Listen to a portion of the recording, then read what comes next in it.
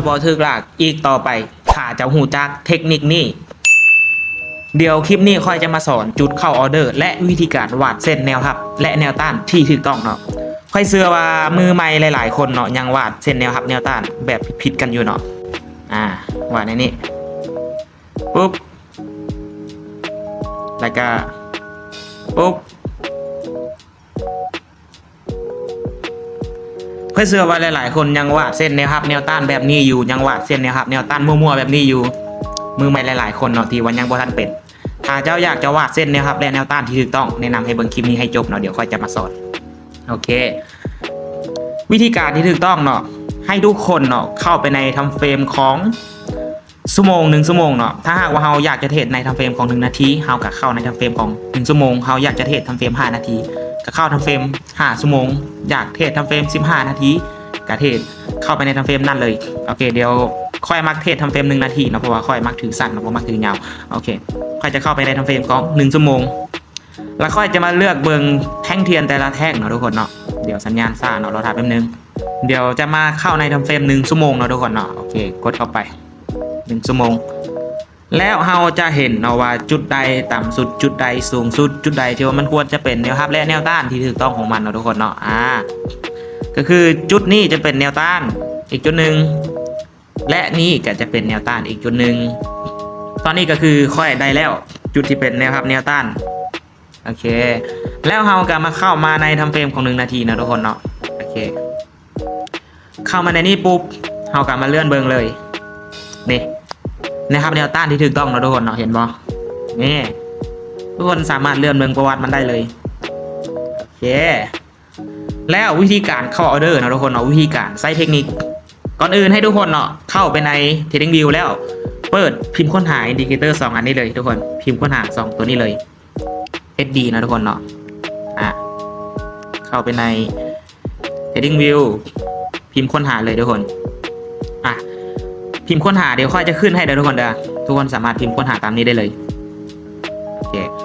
พิมพ์ค้นหาได้ปุ๊บวิธีการนำไส้กันง่ายๆนะทุกคนเนาะเพราะว่าอินดิเคเตอร์ตัวนี้ก็คือ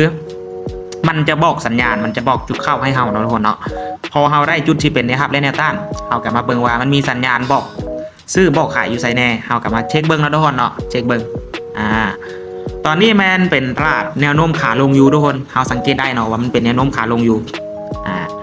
แล้วมันมีสัญญาณอยู่จุดใดแน่สัญญาณจุดหนึ่งอยู่นี่นะทุกคนเนาะนี่มีจุดเซลล์อยู่จุดหนึ่งจุดนี้จุดหนึ่งนะทุกคนเนาะแล้วก็อยู่นี่มีอีกจุดหนึ่งแสดงว่าจุดนี้แมนจะเป็นแนวต้านที่ว่าค่อนข้างที่จะโอเคเราสามารถเข้าออเดอร์อยู่จุดนี้ได้นะทุกคนเนาะนี่โอเคสำหรับเทคนิคตัวนี้นี่ค่อยแนะนำให้ทุกคนเทรดสั้นบ่แนะนำให้ทุกคนเทรดยาวนะเพราะว่าเทคนิคตัวนี้นี่เหมาะสำหรับแก่การทำกำไรในประมาณ300 ถึง 500 จุดค่อนข้างที่จะแม่นยำบ่แนะนำให้ถือยาวนะเพราะว่ามันจะบ่ค่อยไปฮอด 2-3,000 จุดดอกมันจะไปประมาณมอง 400-500 จุดสบายนะทุกคนเนาะคือตอนนี้เขาได้แล้วเขากลับมาเช็คเบิ้งถ้าตลาดมัน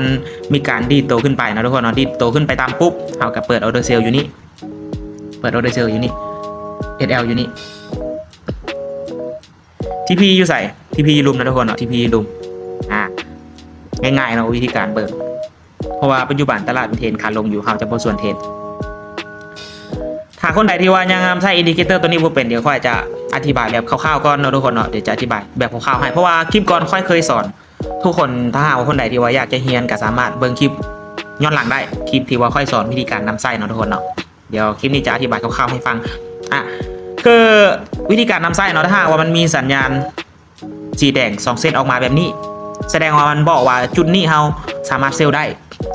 คือจะเป็นแนวต้านอีกจุดหนึ่งเนาะทุกคนเนาะถ้าหากว่าตลาดเนาะมันมีการดีดโตขึ้นไปจนไปตามฮอดจุดนี้เป๊ะเราสามารถเปิดออเดอร์เซลล์อยู่นี่ได้กินกำไรจะประมาณ100 จุด 200-300 จุดสบายหรือ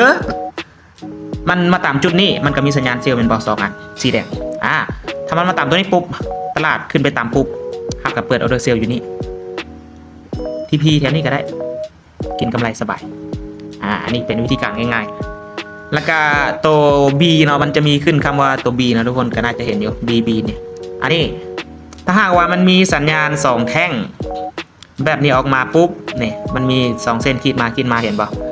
มันจะมี2เส้นขีดมาท่านมี2แท่งออกมาแบบนี้แล้วมีตัว B ขึ้นมาแนวนี้แสดงว่าเป็นสัญญาณเซลล์ที่ว่าค่อนข้างที่จะหุนแหงเฮา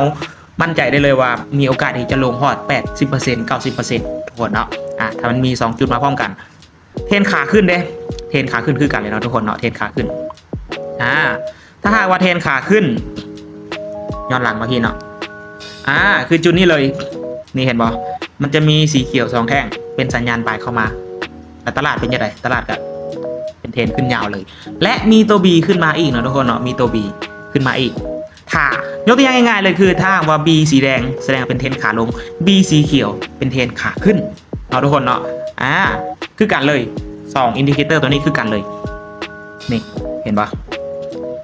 ถ้าอยากให้มันแม่นยำกับเคสตามที่ค่อยบอกเนาะทุกคนเนาะถ้ามีสัญญาณมาแบบนี้ปุ๊บเราจะเอาจุดนั่นนี่แหละเป็นนะครับแนวต้านเนาะทุกคนเนาะจะเอาจุดนี้นี่แหละที่ว่าเป็นนะครับแนวต้านนี่แล้วเราก็เปิดออเดอร์อยู่แถวนั้นนะทุกคนเนาะนี่เห็นปะถ้ากรณีตลาดมันโบขึ้นเด้กรณีตลาดมันโบขึ้นตลาดมันลงมาต่ำนี่ปุ๊บต่ำฮอตนี่ปุ๊บเราก็เปิดออเดอร์บ่ายอยู่นี่ก็ได้เปิดออเดอร์บ่ายอยู่นี่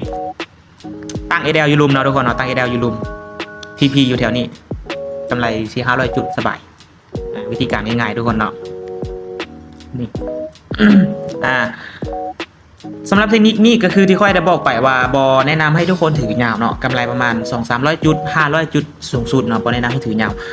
ถ้าว่าคนใดที่ว่ามักถือยาวเดี๋ยว EP ที่2 EP ต่อไปเนาะเดี๋ยวค่อยจะมาสอนวิธีการถือออเดอร์แบบยาวๆเป็น1,000 จุด 2-3,000 จุดให้เนาะทุกคนเนาะเดี๋ยว EP ต่อไปมีแต่ให้ทุกคนกดติดตามมาไว้เนาะเดี๋ยว EP ต่อไปค่อยจะมาสอนวิธีการถือแบบยาวๆเลยสำหรับ EP ตัวนี้ก็จะมีประมาณนี้เนาะทุกคนเนาะวิธีการวาดเส้นแนวครับแนวต้านและวิธีการเข้าออเดอร์เนาะทุกคนเนาะค่อยเสือมือใหม่หลายๆคนก็ยังวาดมั่วๆและเข้าออเดอร์ตอนใดก็ถึกลากจนพอตแตกเนาะเพราะว่าวาดเส้นนะครับแนวต้านอยู่นี่อยู่ไปต่ำปุ๊บมันทะลุขึ้นไปลากจนพอตแตกเติมเงินใหม่ก็แต่คือเก่าเนาะทุกคนเนาะแต่ก่อนค่อยก็เป็นแนวนี้การหลักๆก็คือเราต้องมีวินัยพร้อมเนาะทุกคนเนาะการเทรดเนาะถ้าหากว่าเราบ่มีวินัยเราบ่เฮ็ดตามแผนมันก็เสียคือเก่าทุกคนเนาะสำหรับคนใดที่ว่าอยากจะศึกษาแบบละเอียดสามารถเข้าไปติดตามอยู่ในกลุ่มค่อยได้เนาะค่อยมีกลุ่มสอนฟรีเนาะเดี๋ยวคลิปนี้มันจะยาวเนาะก็มีประมาณนี้ก่อนเดี๋ยวไปเจอกัน EP ต่อไปเนาะทุกคนเนาะอย่าลืมกดติดตามเอาไว้เนาะบ๊ายบายเนาะ